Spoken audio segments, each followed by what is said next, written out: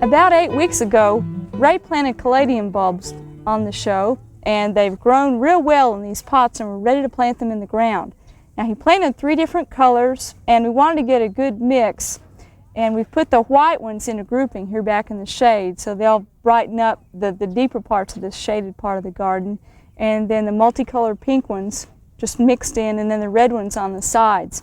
Now, if you've grown caladiums in pots and when you go to knock it out of the pot, you'll find a nice mass of roots on the bottom. You want to make sure that if they're going in a circle around the base of the pot that you just snap those in two, so that when you plant them in the soil they won't continue to grow in a circle.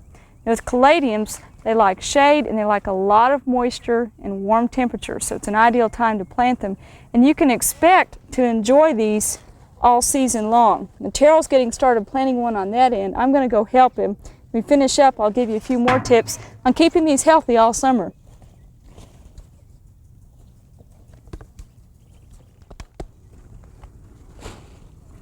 This is our last one to put in.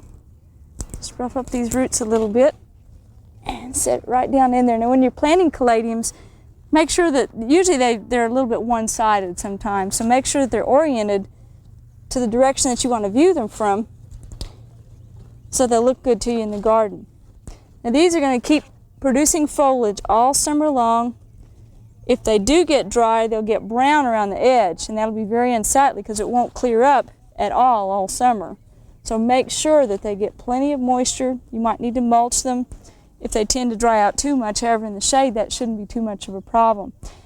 They don't have very many insect pests, but if you do start seeing some insect feeding, make sure that you try to figure out what it is right away and treat the problem. Slugs can occasionally feed on caladiums, and if that's a problem, you need to treat your soil for it, because once they start making the holes will just look worse and worse through the summer.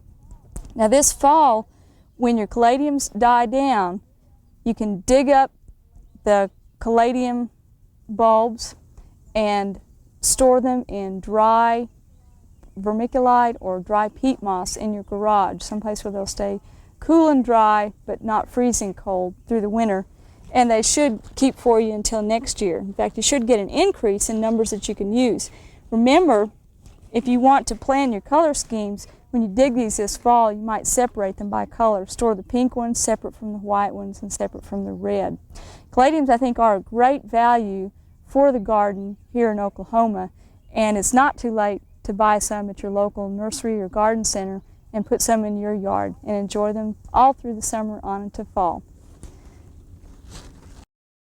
We hope you enjoyed this video. It's part of our OK Gardening Classics YouTube channel. You can also find more recent videos on our Oklahoma Gardening YouTube channel. And join us on social media for great gardening tips, photos, and discussion.